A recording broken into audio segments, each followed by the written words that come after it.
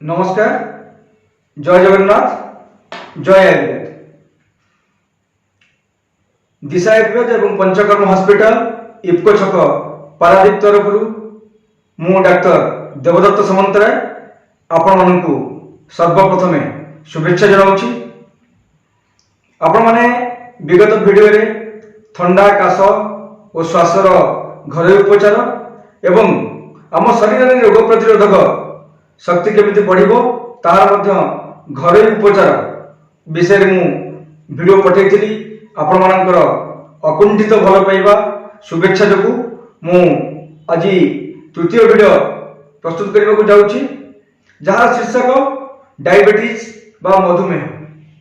आपण माने समस्त जानती आज जुग एक महामारी रूपे डायबिटीज बा मधुमेह सर्वत्र विद्यमान जहाँकि घरे घरे वर्तमान समस्या सृष्टि करिछि। तेबे यार कारण कौन एवं यार घरोई उपचार कौन मु निश्चित रूपे घरोई उपचार कथा कहबी एवं कारण तो यार अनेक कथा विचार विमर्श कले समय अतिबाहित हेबो।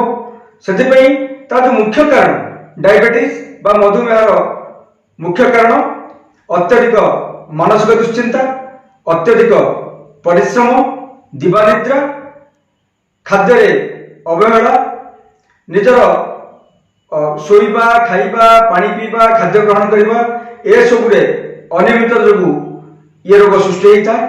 मु जदिओ आपको रोग बोली कहूची मु किंतु परोक्ष भाव कहबी डायबिटीज एक रोग नुहे, ये अनेक रोगर प्रतिफलन कारण।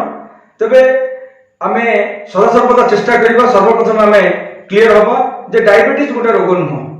तेबे जदिबा आमर डायबिटीज अछि आपण माने जानिछंती पूर्व काल आमर बापा आजा जो मान सब थिले सेमानक भितर मध्य ए डायबिटीज थिला। सेते बेले सेमाने परीक्षा निरीक्षा करू नथिले। आज भी से जिनिस अछि किंतु सेते बेले खाद्यपेय एवं आजिर खाद्यपेय को तुलना कले आमे निश्चित रूपे पछरे पड़िबा एवं जो शरीर में रोग प्रतिरोधक शक्ति सेमानक अपेक्षा आमर निश्चित रूपे कम, कारण आम पेस्टिसाइड खाद्य खाऊे जो आम ये सब रोग आक्रांत होचे। तबे एथिपाई मु आपनको केतोटी घरोई चिकित्सा विषय कहबाक चाहूँगी। सर्वप्रथमे आपण माने बेलपत्र 10टी, तुलसी पत्र 10टी, निम्बपत्र 10टी एकाठी मिसई ताकू शिଳରେ बाटी ग्राइंडिंग करिवे नाही, ताकू शिଳରେ बाटी ताकू अध ग्लास पानी मिसई सकाळे खाली पेट रे पियंतु। एहा 21 दिन करंतु। यही मात्रा आपण 21 दिन जाके ताकू सेवन करि परिबे।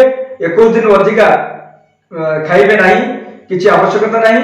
21 दिन रे आपनकर निश्चित रूपे ब्लड शुगर बा मधुमेह निश्चित रूपे कंट्रोल हबो, एतरे तिले मात्र संदेह नाही। एवं अपर पक्षे आपण विभिन्न कंपनी सब मेडिसिन दउची।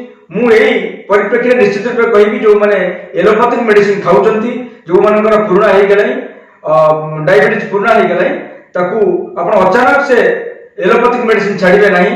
जो डाक्तरी औषध आपण खाउचंती ताकू छाड़िबार आवश्यकता नहीं। आम आयुर्वेद रे बढ़िया बढ़िया मेडिसिन अछि। आपनकर मधुवारी दिशा आयुर्वेद द्वारा प्रस्तुत मधुवारी चूर्ण डायबिटीज केयर एथिपई उत्तम।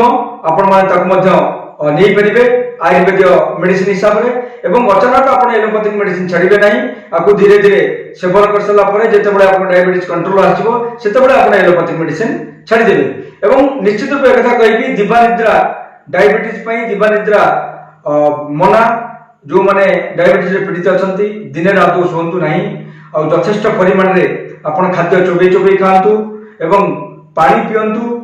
सकाळू जो आपण योगासन व्यायाम ए सब करंतु एवं निश्चित रूपे आपण सुस्थ रहिबे।